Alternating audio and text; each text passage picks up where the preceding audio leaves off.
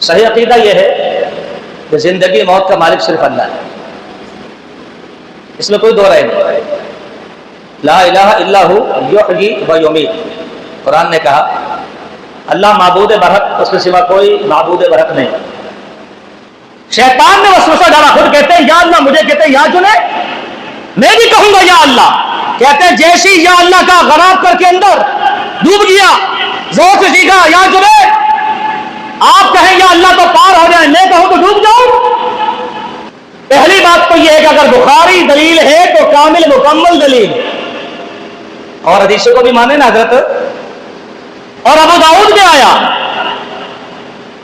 لا تقوم الساعة حتى تلحق قبائل امتی بالمشرکین وحتى تعبد الاوثان، قیامت نہیں آئے گی اس سے پہلے میری امت کے کچھ لوگ مشرکوں سے ملے جائیں گے، بت پرستی ہوگی۔ ان الحمد للہ نحمده ونستعینه ونستغفره ونعوذ باللہ من شرور انفسنا ومن سیئات اعمالنا، من يهده الله فلا مضل له ومن يضلل فلا هادي له، واشهد ان لا اله الا الله وحده لا شريك له، واشهد ان محمدا عبده ورسوله، من يطع الله ورسوله فقد رشد واهتدى، ومن يعص الله ورسوله فقد ضل وغوى۔ اللهم صل على محمد وعلى آل محمد كما صليت على إبراهيم وعلى آل إبراهيم إنك حميد مجيد۔ اللهم بارك على محمد وعلى آل محمد كما باركت على إبراهيم وعلى آل إبراهيم إنك حميد مجيد۔ اللهم رب اشرح لي صدري ويسر لي امري واحلل عقدة من لساني يفقهوا قولي، رب زدني علما۔ سبحانك لا علم لنا الا ما علمتنا انك انت العليم الحكيم۔ اعوذ بالله من الشيطان الرجيم۔ الذين آمنوا ولم يلبسوا ايمانهم بظلم اولئك لهم الامن وهم مهتدون۔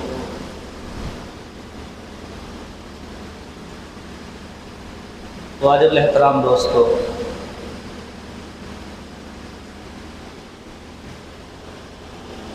طویل وقفے کے بعد، طویل انقطاع کے بعد آپ سے ہم کلام ہونے کا شرف حاصل ہو رہا ہے۔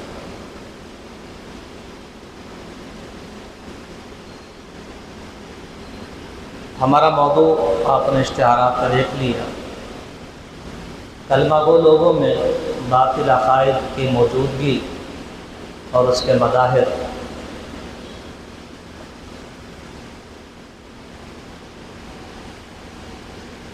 اس موضوع پر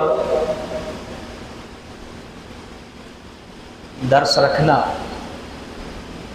بلا مبالغہ یہ مسجد ہادہ کے ذمہ داران اور متولیان کی مسلکی غیرت اور حمیت کی عکاسی ہے،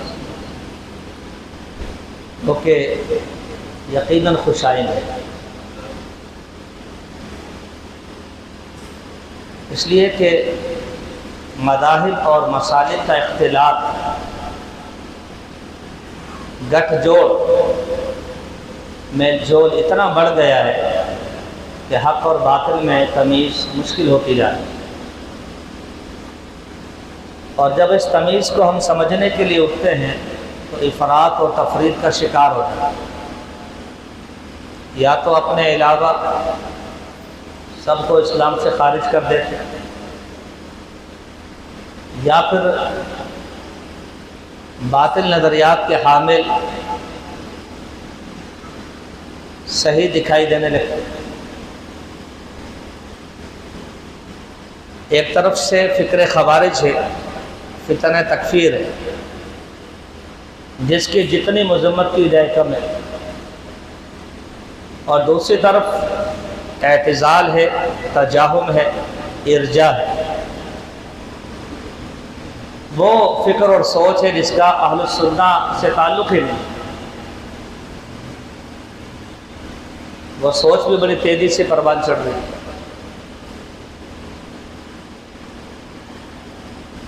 تو ایسے ماحول میں اس طرح کا موضوع رکھنا، سننا اور سمجھنا یقیناً ہمارے اپنے لیے بہت خوش آئندہ ہے۔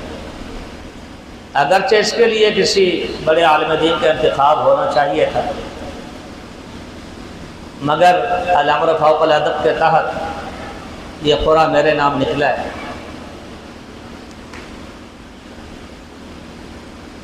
موضوع طویل سے طویل تر بھی ہو سکتا ہے،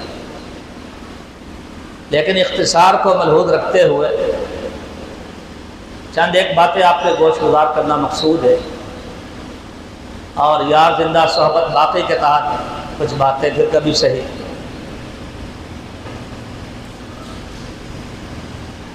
یہ موضوع اس لیے ضروری ہے کہ اخبارات کے ذریعے سے، سوشل میڈیا کے ذریعے سے عقائد باطلہ کی ترویج و اشاعت کرنے والے فرق ضالہ اور فرق ضلالہ وہ یہ باور کروا رہے ہیں کہ امت توحید ہے، امت توحید ہے، اس امت سے شرک کا صدور ناممکن، یہ شرک کر ہی نہیں سکتے۔ اور اس پر مولانا اشرف جلالی اور ایسے بہت سے لوگوں نے بڑا شور کیا، جس کو دیکھو ہم پر فتویٰ لگا دیتے ہیں، اور پھر وہ اپنے دلائل کو پیش کرنے کی کوشش کر رہے ہیں، جو کہ دلائل نہیں ہیں، انہوں نے تراشے، انہوں نے گھڑے، انہوں نے تحریف کی ہے متون کے اندر، ترجمے کے اندر۔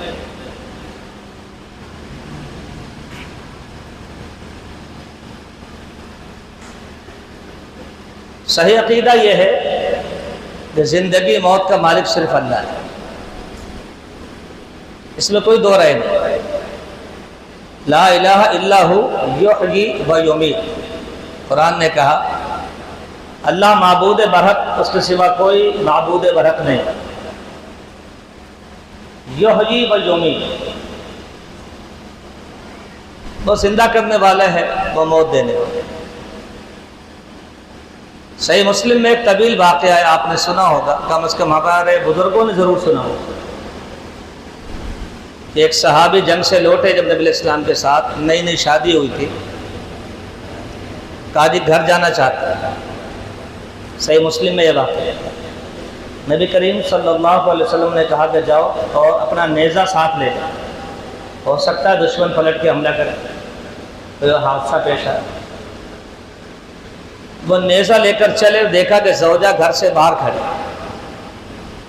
ان کی دلہن گھر سے باہر کھڑی۔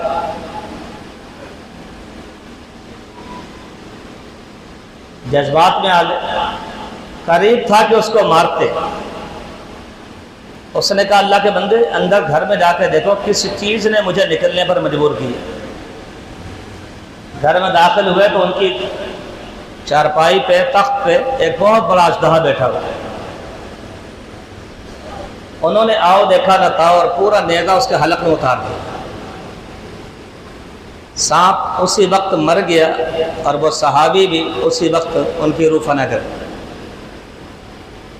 دونوں ایک ساتھ ختم ہو۔ صحابہ کرام رضوان اللہ علیہم اجمعین اس باڈی کو صحابی کی اٹھا کر لائے اور نبی کریم صلی اللہ علیہ وسلم سے کہا کہ نئی نئی شادی ہوئی ہے، جوانی کا عالم ہے، آپ دعا کریں اللہ اس کو دوبارہ زندگی دے۔ کیا کہا؟ آپ دعا کریں، امام الانبیاء سے کہا، امام کائنات سے کہا، اللہ کے سچے پیغمبر سے کہا آپ دعا کریں اللہ اس کو دوبارہ زندگی۔ فرمایا کہ اب استغفار ہی ہو سکتا ہے، دوبارہ زندگی نہیں۔ اسلام میں دوبارہ زندگی کا کوئی تصور نہیں، ایک ہی جنم ہے، 7 جنم نہیں، 2 جنم بھی نہیں۔ حرام علی قریۃ اہلکناها انہم لا یرجعون، اللہ نے کہا جس بستی کو ہم نے ہلاک کر دیا اس کا لوٹ کر آنا حرام ہے، وہ واپس نہیں آ سکتا۔ بات واضح ہو گئی کہ نبی کریم صلی اللہ علیہ وسلم نے بھی دعا سے انکار کر دیا اور فرمایا کہ دوبارہ زندگی، اور کوئی ایک واقعہ بھی موجود نہیں کہ کوئی دوبارہ زندہ ہوا۔ چھوٹے واقعات تو ہو سکتے ہیں، سند صحیحہ کے ساتھ کوئی ایک واقعہ پوری 1446 سالہ اسلامی تاریخ میں آپ کو نہیں ملے، ایک واقعہ۔ یہ صحیح عقیدہ ہے کہ زندگی ایک دفعہ ہے اور اللہ ہی زندگی اور موت کا مالک ہے۔ اللہ چاہے تو زندہ کر۔ سورہ بقرہ میں آپ پڑھتے ہیں نا، بنی اسرائیل سے کہا گائے ذبح کرو، اس کے پیچھے کیا واقع ہے؟ ایک بندہ ناحق مارا گیا، قاتل کا پتہ نہیں چل رہا۔ اللہ نے موسیٰ علیہ السلام کے ذریعے سے پیغام دیا کہ ان سے کہو گائے ذبح کریں اور گائے کا ایک ٹکڑا اٹھا کر اس مقتول کے جسم سے لگا دو، وہ قاتل کا پتہ بتا دے، تو زندہ ہو کر قاتل کا پتہ بتا دے، اور پھر ایسا ہوگا۔ تو اللہ تو کر سکتا ہے، باقی کسی کو اختیار ہے۔ انبیاء، اولیاء، شہداء، اتقیاء، صلحاء، زہاد، عباد، نوری، ناری، حجر، قبر، شجر، کچھ نہیں۔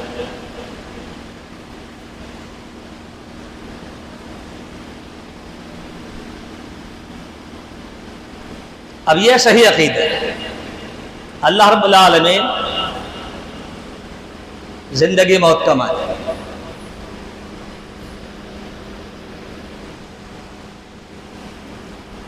یہاں کیا بیان ہوتا ہے؟ اور اب تو شیخ الاسلام میزان بینک کے آنر، انہوں نے بھی ماشاءاللہ بیان دے دی، ویڈیو چل رہی ہے، جانے والوں کی طاقتیں بڑھ جاتی ہیں۔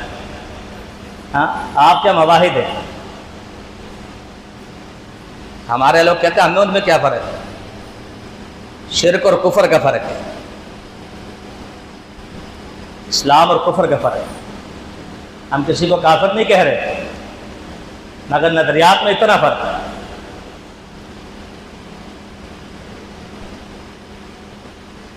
آپ کیا ایک مشہور کتاب ہے، بچیوں کو جہیز میں دی جاتی ہے، بہشتی دیور،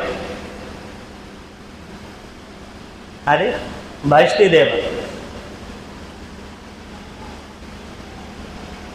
اس میں ایک باطل عقیدہ لکھا جو آپ کا موضوع کیا؟ ایک پیر صاحب تھے، دوسروں کی بات نہیں ہو رہی، جن کو آپ صحیح سمجھتے ہیں ان کی بات ہو رہی ہے۔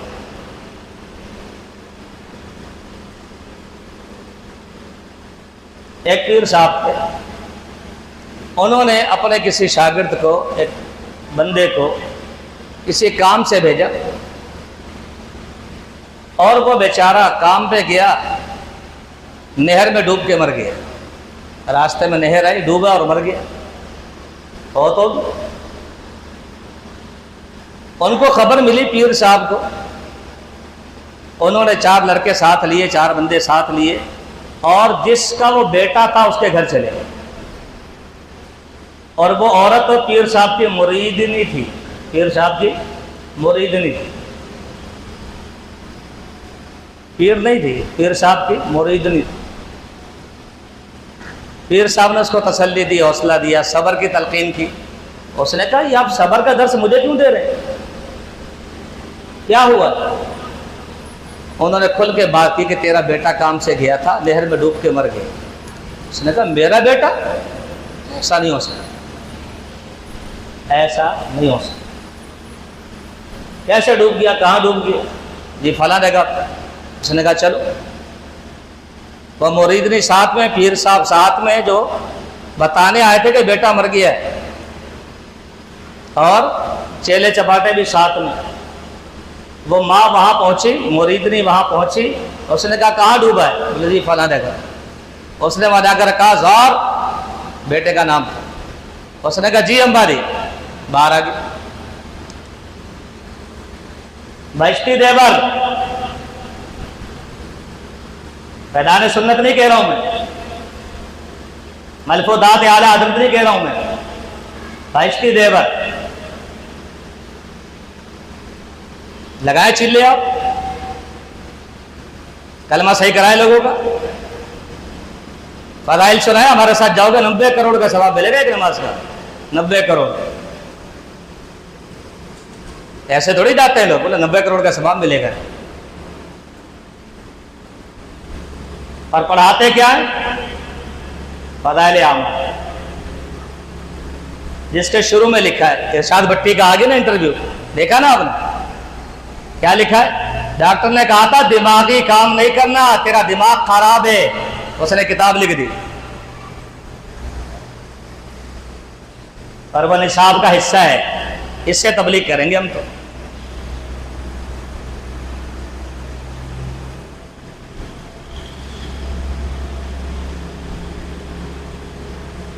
اب جب وہ بچہ زندہ ہو گیا تو جتنے مرید ساتھ میں تھے انہوں نے پیر صاحب کو پکڑ لیا، بولے یہ کیا ہوا، زندہ کیسے ہو گئے؟ کہنے گے بات یہ ہے کہ یہ اتنی پہنچی بھی ہے، اس کی ماں اتنی پہنچی بھی ہے کہ جب کوئی کام ہونے والا ہوتا ہے اس کو بتایا جاتا ہے، اس کے بیٹے کی موت کا اس کو بتایا نہیں گیا، اس نے ماننے سے انکار کر دیا، لامحالہ زندہ ہونا پڑا۔ یہ باطل عقیدہ کہاں موجود ہے؟ مارکیٹ میں موجود ہے۔ یہ کتاب بچیوں کو جہیز میں دی جاتی ہے۔ میں وہ مسائل اس کے نہیں بیان کر رہا کہ جس سے انسان کو حیا آتی ہے، شرم آتی ہے، شرم سے منہ جھک جاتا ہے، میں وہ چیزیں نہیں بیان کر رہا۔ بات ہو رہی عقیدے کی، تو پھر کیا مطلب ہوا کہ لا الہ الا ہو یحیی و یمیت، زندگی اور موت اللہ کے ہاتھ میں؟ آپ نے تو پیر صاحب کو بھی نہیں بتایا، مرید بھی سے کروا دی، پیر بھی پریشان ہے کہ یہ کیا ہو گیا، میرے سے بھی آگے چلے گی۔ یہ ہے باطل عقیدہ، یہ ہے جھوٹا عقیدہ، اس کی کوئی دلیل نہیں۔ پوری 1446 سال کی اسلامی تاریخ میں ایک بھی اس طرح کا واقعہ مسند صحیح آپ نے دکھا سکتے۔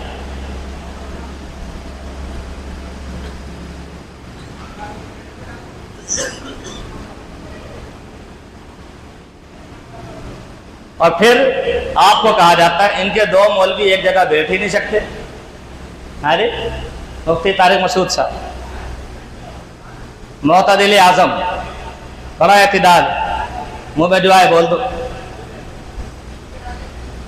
کہتے ہیں ان کے دو مولویوں کو ایک جگہ نہیں بٹھا سکتے، ان کی اپنی اپنی ہوتی ہے۔ اچھا، میں ہدایہ پڑھاتا ہوں، میں اصول شاشی پڑھاتا ہوں تیری، عوام تو عوام ہے، تو اپنے آئمہ کو ایک جگہ بٹھا کے دکھا دے، ایک مسئلے میں بٹھا دے، ایک مسئلے۔ امام اعظم کچھ کہتے ہیں، شاگرد کچھ کہتے ہیں، دوسرا کچھ کہتا ہے، تیسرا کچھ کہتا ہے، اور صاحب ہدایہ اپنی بھی پہ کرتا ہے، وہ کہتا ہے واللہ نا ہمارا بھی قول ہے۔ یہ ہمیں بعد میں پتہ چل گیا مقلد ہو کر بھی اپنی چلاتا ہے۔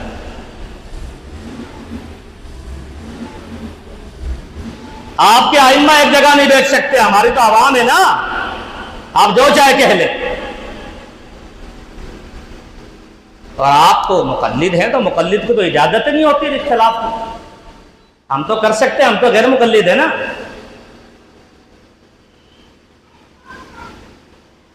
یہ لوگوں کو ورغلایا جا رہا اور کچھ بھی نہیں۔ اب کوئی جا کر پوچھے مفتی صاحب یہ لکھا ہے بہشتی دیور میں؟ بولے ہاں لکھا تو ہے، مگر ایسے اور ایسے اور ایسے، یہ ایسے ایسے لکھ کر جاتے ہیں نا لکھنے والے، بدعت کر کے جاتے ہیں نا، اس کا مطلب کیا ہے؟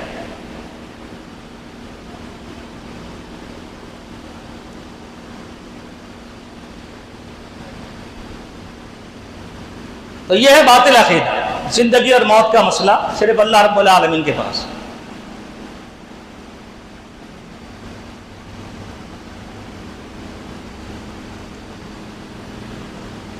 دین اسلام نے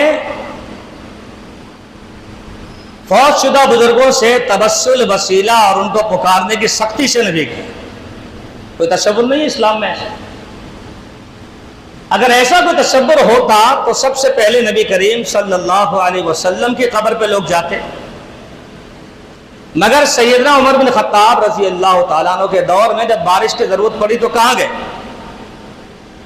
آپ کے چاچا سیدنا عباس کے پاس رضی اللہ تعالیٰ عنہ، خود بھی امیر المومنین ہیں، جنت میں ان کا محل ہے، قصر ہے، میرے نبی دیکھ کر آئے ہیں، الہامی آدمی ہیں، مگر دعا کس سے کراتے ہیں بارش کی؟ ایک زندہ بزرگ سے۔ تو اس کے بعد کون ہے جس کی قبر پہ جا کے آپ تبسم اور وسیلے لگاتے ہیں؟ کون؟ میرے نبی قبر کے ساتھ تو ایسا کبھی نہیں ہوا، صحابہ نے نہیں کیا، تابعین نے نہیں کیا، ائمہ کرام نے نہیں کیا، مگر آپ نے اپنے المحند و المفند میں دو ٹوک لکھ دیا، عقائد اہل سنہ دیوبند میں لکھ دیا کہ فوت شدگان کی روحوں سے فیض حاصل ہوتا ہے۔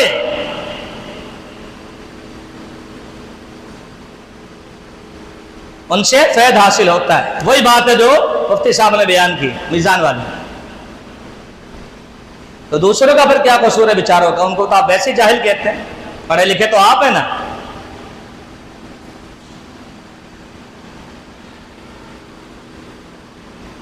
اچھا، زندہ ہوتے ہیں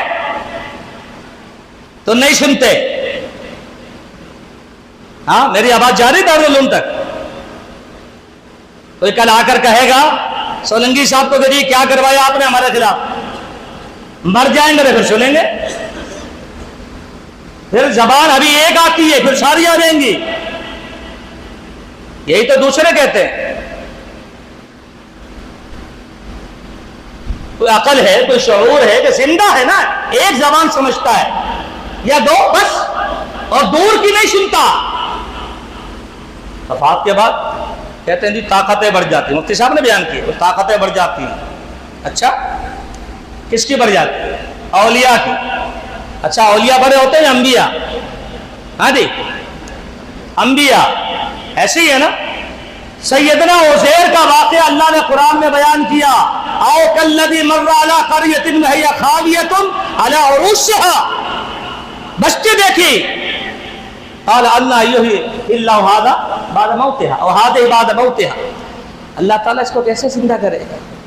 فاماتہ اللہ مئۃ عام ثم بعث، اللہ نے اپنے پیغمبر کو 100 سال کے لیے موت دے دی، پھر اٹھایا 100 سال کے بعد۔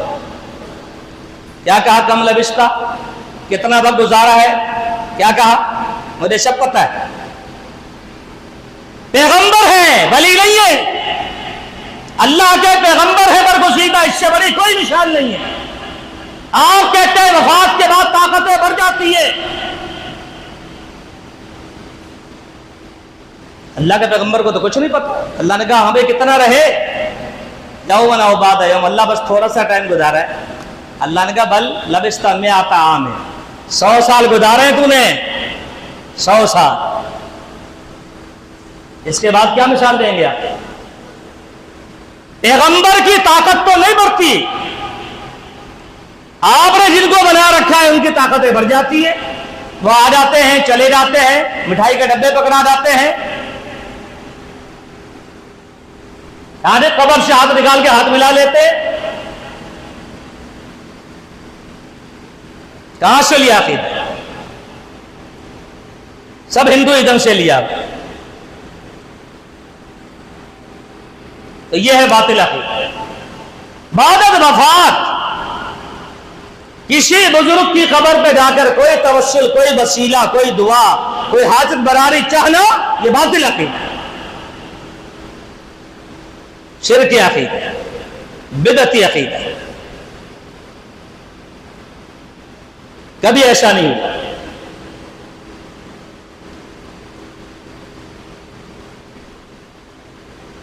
حتیٰ کہ خود علماء احناف نے بڑے سخت فتوے دے رکھے ہیں، فتاوی قاضی خان کو اٹھا لیں، فتاوی عالمگیری کو اٹھا لیں، کہ جو شخص جو ہے مرحومین کی روحوں کو حاضر ناظر مان کر نکاح پڑھواتا ہے، کہتے ہیں وہ کفر کرتا ہے، وہ کفر کرتا ہے۔ یہ ہے باطل عقیدہ۔ صحیح عقیدہ یہ ہے کہ جو چلا گیا اب آپ نے اس کے لیے دعائیں کر دی، قریب سے کریں یا دور سے کریں۔ قبروں کی زیارت کرو، فإنها تذکر الآخرہ، تمہیں آخرت یاد کرائے گی۔ جاؤ تو دعا کرو۔ دعا دے کر آنے کا نام ہے، لے کر آنے کا نام نہیں ہے کہ ہم تو لینے گئے تھے۔ یہ باطل عقیدہ جو لینے والا۔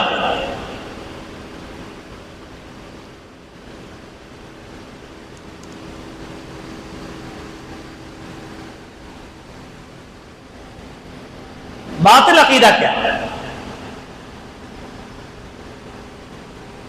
ملفوظات اعلی حضرت میں لکھا ہے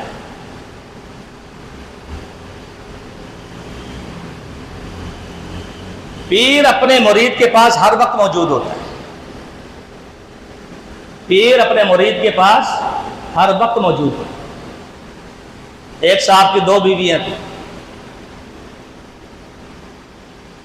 کمرہ بھی ایک، بس چارپائیاں 2۔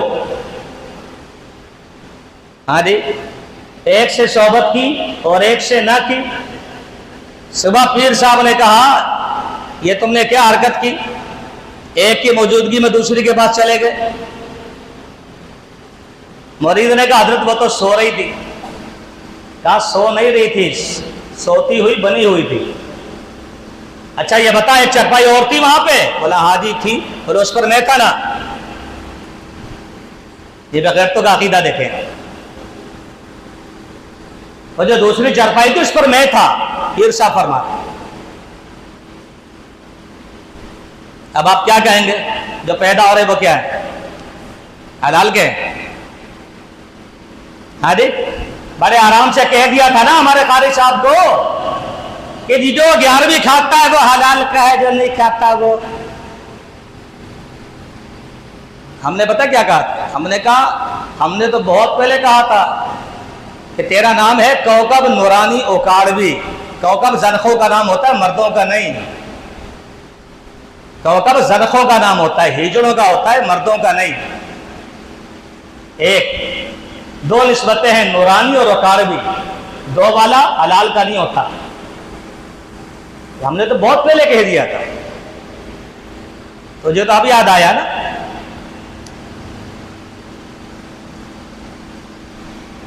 یہ اچھا کہ میں ٹی وی پہ نہیں جاتا ہوں، کیونکہ دوبارہ نہیں رہوں گا، پھر ایک دفعہ ہی رہوں گا۔ یہ عقیدہ پیر صاحب ہر وقت موجود رہتے ہیں، نہ اسے حیا نہ اسے حیا، نہ اسے شرم نہ اسے شرم۔ یہ پیری مرودی ہے۔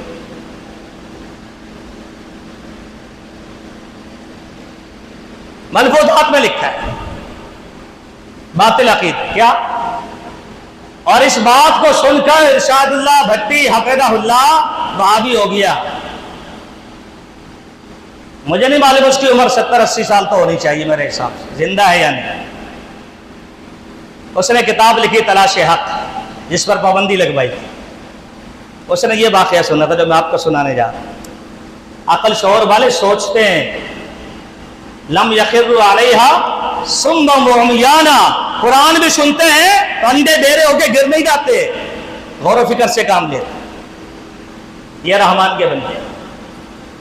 ارشاد اللہ مان صاحب کہتے ہیں میں بیٹھا ہوا تھا ایک مجلس میں، مجھے نہیں پتا ہے میرا عقیدہ کیا ہے، میرا مسلک کیا ہے، جو گھر میں دیکھا بس کرتا رہا۔ مولوی صاحب بیان کر رہے تھے کہ جنید بغدادی رحمہ اللہ دریا پہ چل رہے تھے اور کہہ رہے تھے یا اللہ یا اللہ یا اللہ۔ تو ایک مرید آ گیا، اس نے کہا سیدی میں نے بھی آنا ہے آپ کے پیچھے۔ کہا آ جاؤ۔ میں کیا کہوں؟ کہا تم کہو یا جنید یا جنید۔ جب درمیان میں پہنچا نا تو لکھا ہے، الفاظ نوٹ کر لیں، ہوائی فارغ ہمارے یہاں نہیں ہوتی۔ لکھا ہے شیطان نے وسوسہ ڈالا، شیطان نے وسوسہ ڈالا مرید کے دل میں کہ خود تو یا اللہ کہہ رہے ہیں، مجھے کہہ رہے ہیں یا جنید، میں بھی یا اللہ کہوں گا۔ یہ شیطانی وسوسہ ہے۔ استغفر اللہ، معاذ اللہ کو پکارنا شیطانی وسوسہ۔ मौलवी साहब फरमा रहे हैं आला हजरत, दुआ तो होता नहीं ना, वैसे भी दुआ भी होता है दराबा दराबा दराबू दराबत, हाँ तो आला हजरत ही हुआ ना, फिर हजरत तो नहीं हुआ।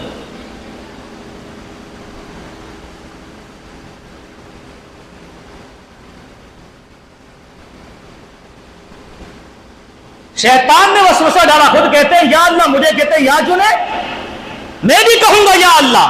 कहते हैं जैसे ही या अल्लाह का गराब करके अंदर डूब गया, जोर से सीखा या जुनैद, आप कहें या अल्लाह तो पार हो जाए, मैं कहूं तो डूब जाऊं।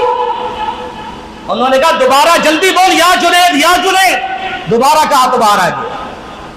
बाहर आकर पूछा हजरत मामला क्या है? कहा पहले जुनैद तक तो पहुंच जाओ, फिर अल्लाह तक जाना। अच्छा, जब जुनैद नहीं था फिर क्या था? हाँ जी, आपको भी फायदा आनी चाहिए ना। जब जुनैद नहीं थे, बताइए किसको पुकारा जाता? फिर जुनैद के बाद अल्लाह को छोड़ दिया। उससे पहले कौन था? जब शेख जिलानी नहीं थे, उससे पहले कौन था? क्या बारिशें भी होती थी? क्या औलाद भी होती थी? क्या लोगों की मदद भी की जाती थी? क्या रोशनी मिलती थी? सब मिलता था। यह कैसा अकीदा है कि ये आए तो सब कुछ हुआ? इनका भी तो जन्मदिन है ना कोई, ये भी तो पैदा हुए थे ना, इससे पहले क्या होता? अल्लाह, यह है बातिल अकीदा। कि या अल्लाह कहो तो शैतानी वसवसा डूब जाते हैं, या जुनैद कहो तो बाहर आ जाते। क्यों? बोले जुनैद तक नहीं पहुंचे ना, अभी अल्लाह तक कैसे पहुंच गए? इधर ही रोको, इधर ही। और कुफार मक्का का कसूर क्या था?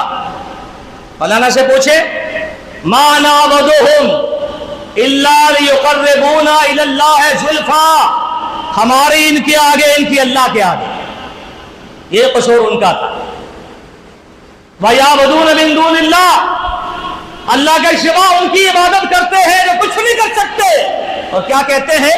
हाउलाए शुफ़ाअउना इंदल्लाह, ये हमें अल्लाह की बारगाह में पहुंचा दे। ये अकीदा उनका था, यही आज के कलमा गोलों को। बोले आप पहुंचे नहीं जुनैद तक, आगे ऐसे जा रहे हैं। उस अल्लाह के बारे में कि जो शिया पहाड़ पे, शिया रात में, शिया चौकी की चाल को भी सुनता है, उस अल्लाह के बारे में कहा जाता है नहीं सुनता। जो नमाज में कहलवाता है समी अल्लाहु लिमन हमीदा, उसके बारे में कहा जाता है नहीं सुनता। जो गूंगों की भी सुनता है, जो बेज़बानों की भी सुनता है, ऐसा भोंडा अकीदा, ऐसा बातिल अकीदा।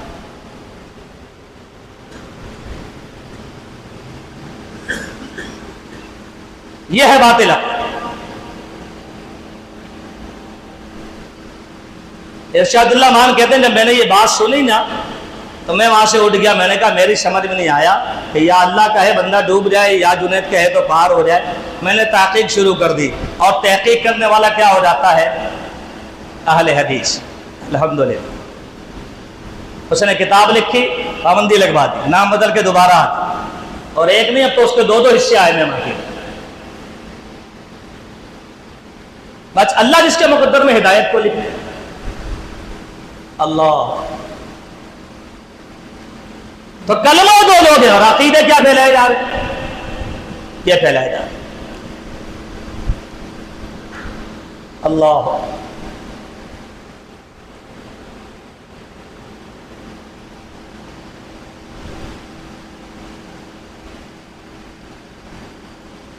जब आप इसकी खोज में लगेंगे आप हैरान हो जाएंगे कि कोई चीज छोड़ी नहीं लोगों ने तो हमारे लिए, हर मसले पे एतराज है इनको। जब आप उन्हें बताते हैं देखें ये शिरक है, ये बिदअत है, तो उन्होंने एक चालाकी की। एक तो उन्होंने शिरक की तारीफ बदल दी, जैसे बिदअत की तारीफ बदल दी। हाँ जी, अल कादरी साहब ने किताब लिखी, किताब अल बिदा, इतनी मोटी किताब, क्योंकि मैंने उसकी मिलादुन नबी का जवाब लिखा है, और जब तक मैं जिंदा हूँ उम्मीद है इंशाल्लाह जवाब नहीं आएगा। 15 साल होगा उसको किताब भेजेगा। उसने कहा मिल तो गई है, بہت کچھ لکھ رہا ہے، ہمارا جواب نہیں لکھے گا انشاءاللہ۔ اور ربیع الاول میں میڈیا کے دور میں ہماری کتاب ٹاپ پہ لگی ہوتی ہے الحمدللہ، اس کے 1000 صفحے کا جواب ہم نے 80 صفحے میں دیا ہے۔ جب تک زندہ ہے چیلنج ہے پورے مکتبہ فکر کو کہ ہماری کتاب کا جواب نہیں۔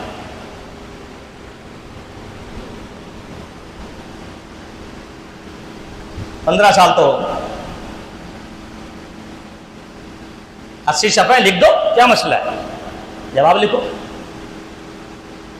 مگر جب جواب لکھو گے تو بتانا پڑے گا کہ ہم نے میلاد کی تاریخ جو ہے وہ 6 صدی سے شروع کی تھی، 5 صدیوں کا ہمیں اقرار ہے کہ وہاں کچھ نہیں ہوتا، لوگوں کو پتہ چل جائے۔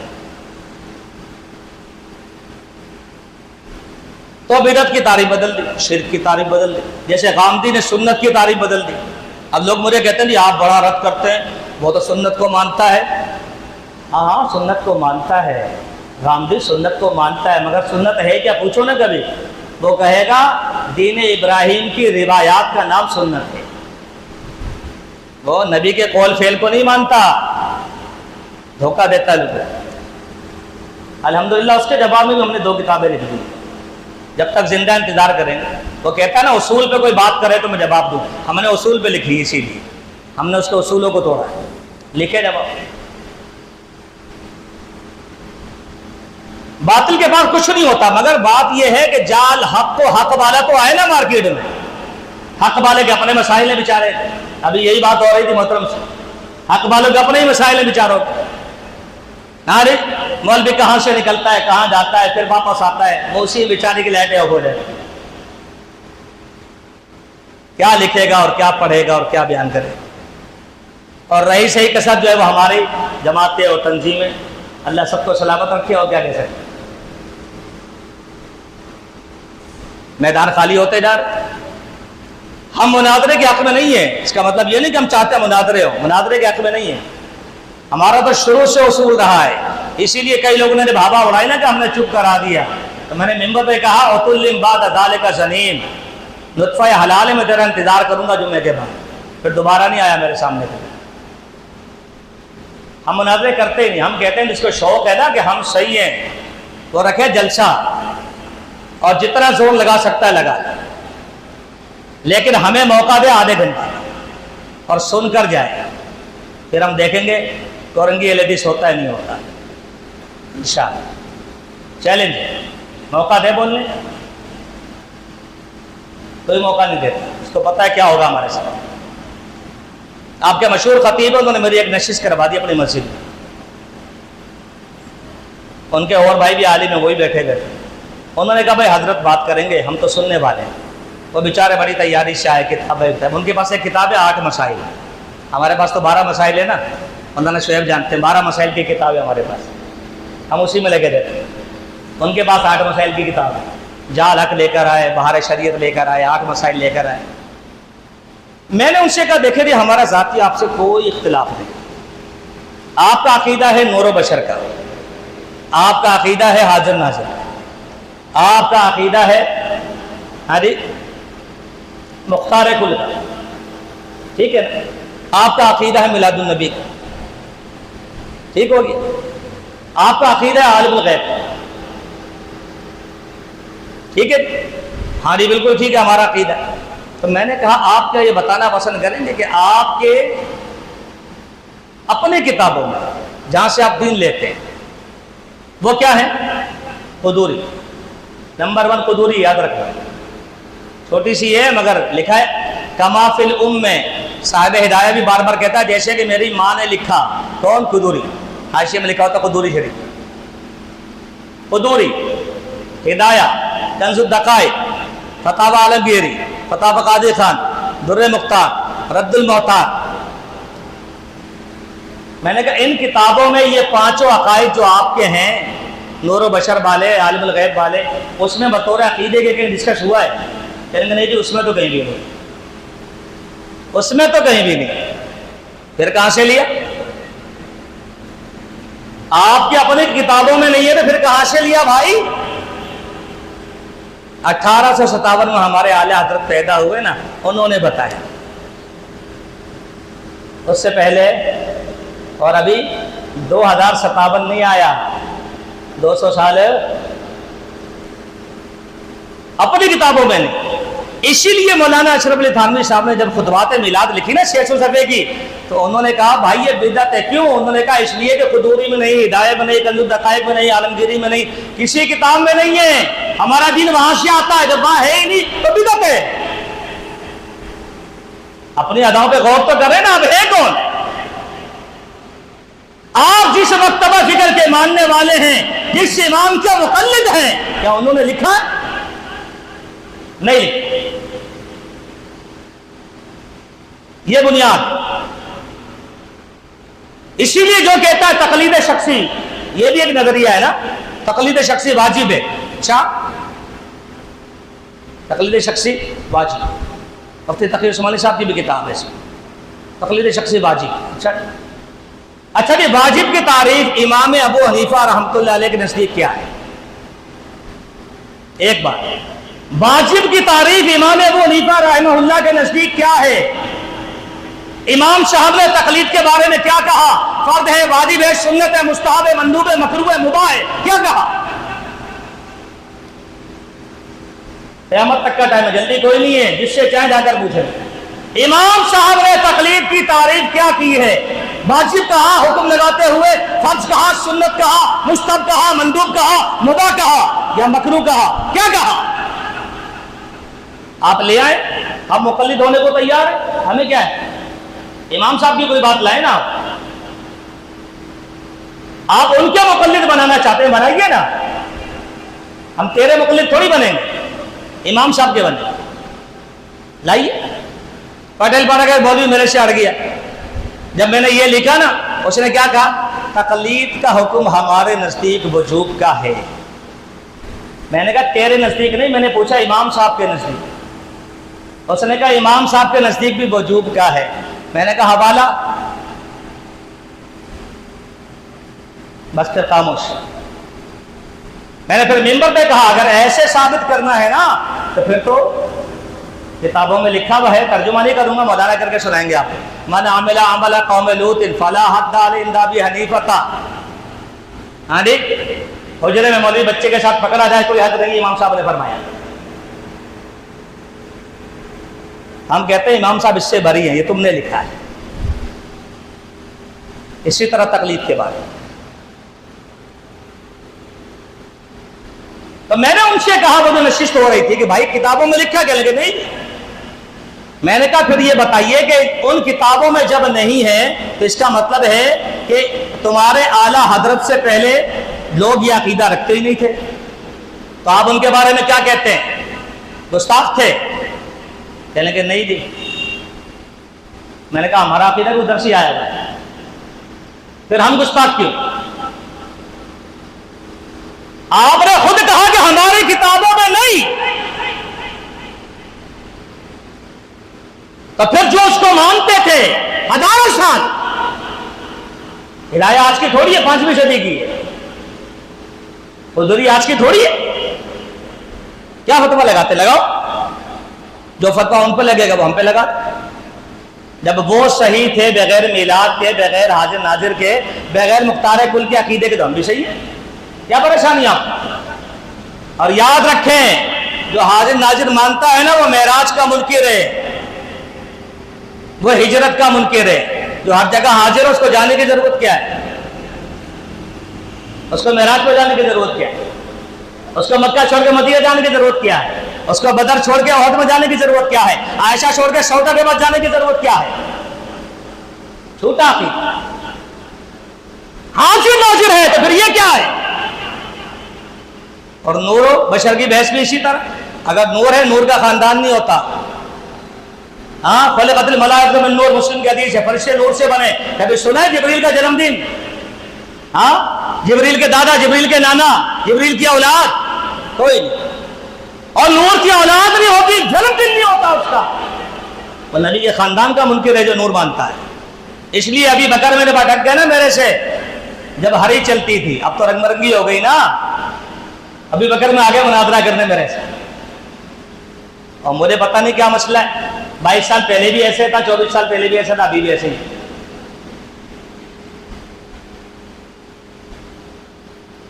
اللہ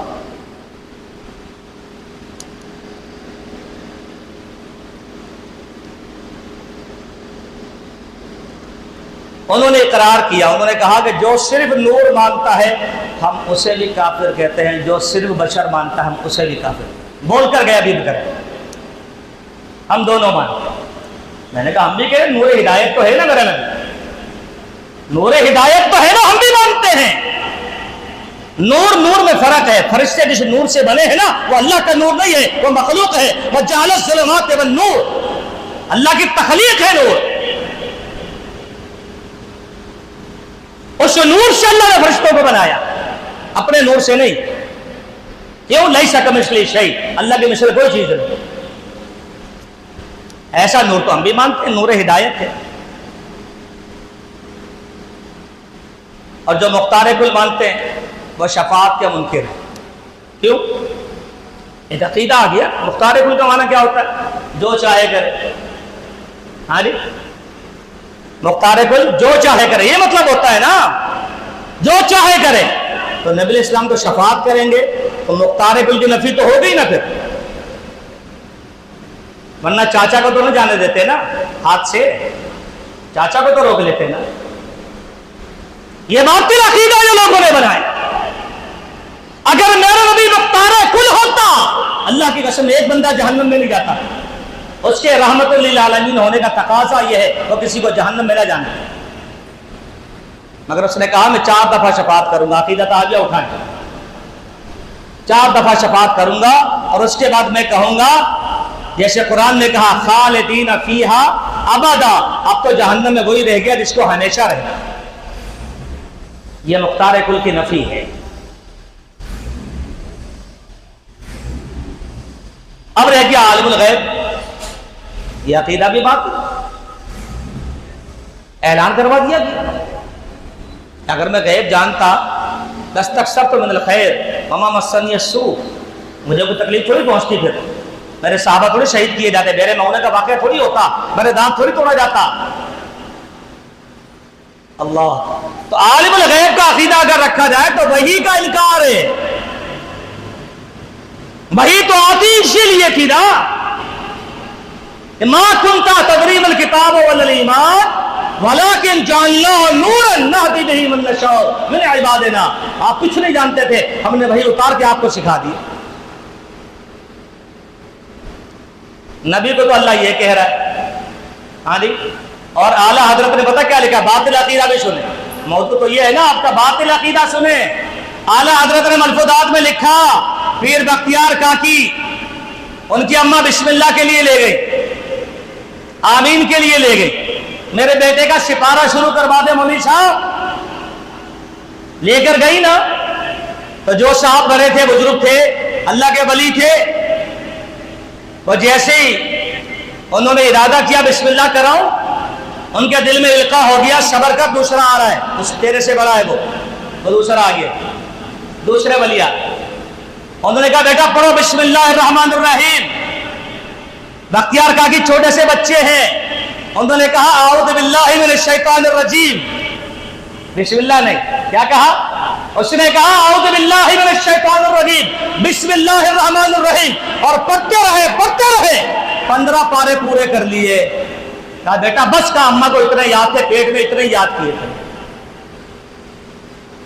اچھا تجھے جلدی کیا تھی؟ پورے کر کے آ جاتا ہے۔ ہاں ہم تو گستاخ ہیں نا، ہم تو ایسے ہی بولتے ہیں، پورا کر کے آ جاتا نا بھائی۔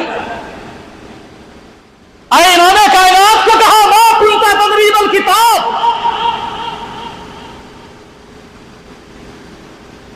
علمک ما لم تکن تعلم، ہم نے سکھایا تجھے۔ اور یہاں پیدائشی بچے پیدا ہو رہے ہیں حافظ۔ یاد رکھیں یہ کفری عقیدہ ہے کسی کے بارے میں رکھنا، اگر یہ عقیدہ میرے نبی کے بارے میں نہیں ہے تو کسی اور کے بارے میں رکھنا کفر ہے۔ قرآن نے کہا واللہ اخرجکم من بطون امہاتکم لا تعلمون شیئا، تمہیں تمہاری ماں کے پیٹ سے ایسے پیدا کیا کہ تم کچھ بھی نہیں جانتے۔ ظالمو قرآن کو تو مانو، حافظ بچے پیدا ہو گئے، ڈرامہ لگاؤ۔ اور تقریباً 15 سے آگے ویسے کوئی جاتا نہیں. اب تک ہم نے جو پڑھا نا 15 سے آگے کوئی نہیں جاتا. یہ بھی ایک مسئلہ ہے. اللہ کہانی بنا. تو عالم الغیب کا عقیدہ بھی باطل ہے. کیوں؟ اللہ کے وحی کا انکار ہو. اللہ کی وحی کا آنا، جبریل کا آنا، بار بار آنا دلیل ہے کہ میرے نبی عالم الغیب نہیں تھے. اب اس کی ایک بہت تعبیر کر دیجیے، مطلع علی الغیب ہے. عالم الغیب نہیں، مطلع علی الغیب ہے. اللہ. تو یہ میرے دوستو چند باتیں اگرچہ آپ کو بے ربط سی محسوس ہو رہی ہے کہ یہ وہ باطل عقائد ہے جو لوگوں کے ذہنوں میں ڈال دیے گئے اور آپ چلتے پھرتے گستاخ لوگوں کی نگاہوں. اور صرف یہ نہیں کہ یہ حلوے ماننے والے دوسرے بھی آپ کے خلاف. اسی لیے آپ کو پتہ ہے افغانستان میں حکومت آئی اس کے بعد سے ہمارے 100 علماء کو مارا جا چکا ہے. پتہ ہے نا؟ دور نہیں. آپ سوراخ گوٹ چلے جائیں، سوراخ گوٹ چلے جائیں کسی اندر کی مسجد میں جا کے، جہاں مکہ مدینہ بوٹی کھانے جاتے ہیں لوگ، ہاں نمکین بوٹی کھانے، وہاں جا کے نماز پڑھے رفع الدین کے ساتھ، شاید ہی آپ سلامت واپس آئے. لکھ لیں میری بات. یہ ہمارا دل ہے، ہم لے کے دیکھیں سب کو. ہمارا حوصلہ ہی جس کا جہاں داؤ چلتا ہے ہم پر ظلم کرتا ہے، ہمارے ساتھ زیادتی ہوتی ہے.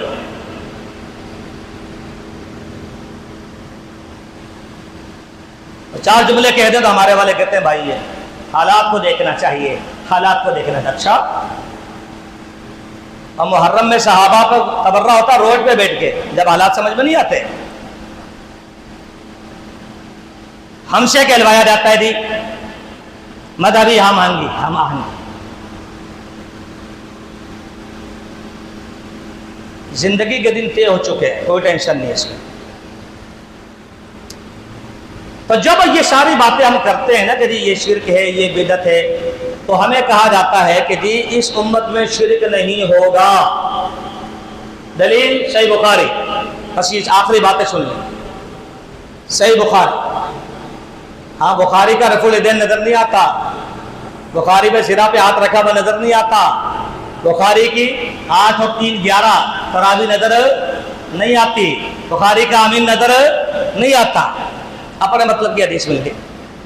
ہاں بخاری میں ہے حدیث. کیا نبی علیہ السلام نے کہا واللہ ما اخاف علیکم ان تشرکوا بعدی،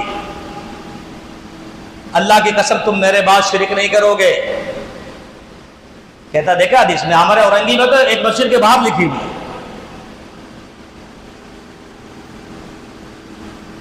اب آپ کے پاس اس کا کیا جواب؟ پہلی بات تو یہ ہے کہ اگر بخاری دلیل ہے تو کامل مکمل دلیل ہے. اور حدیثوں کو بھی مانے نا حضرت. بخاری میں امام بخاری رحمہ اللہ نے باب باندھا ہے، باب و تغیر الزمان حتی تعبد الاوثان. زمانہ تبدیل ہونے کا بیان، یہاں تک کہ بت پرستی ہو جائے گی. اور حدیث لے کر آئے میرے نبی نے کہا لا تقوم الساعۃ حتی تسترب علیات نساء دوس حول ذی الخلصہ.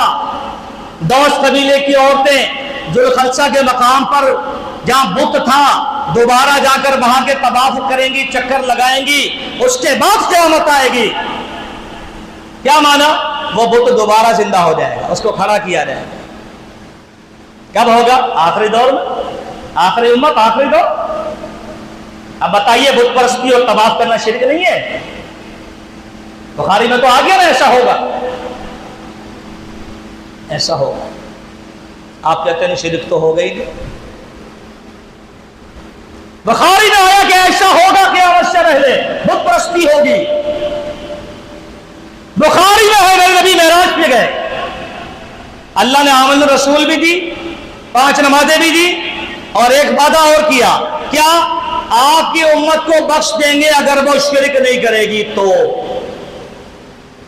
شرک ہوتا ہے جبھی تو شرط لگائی نا، آپ کہتے ہوتے ہی نہیں.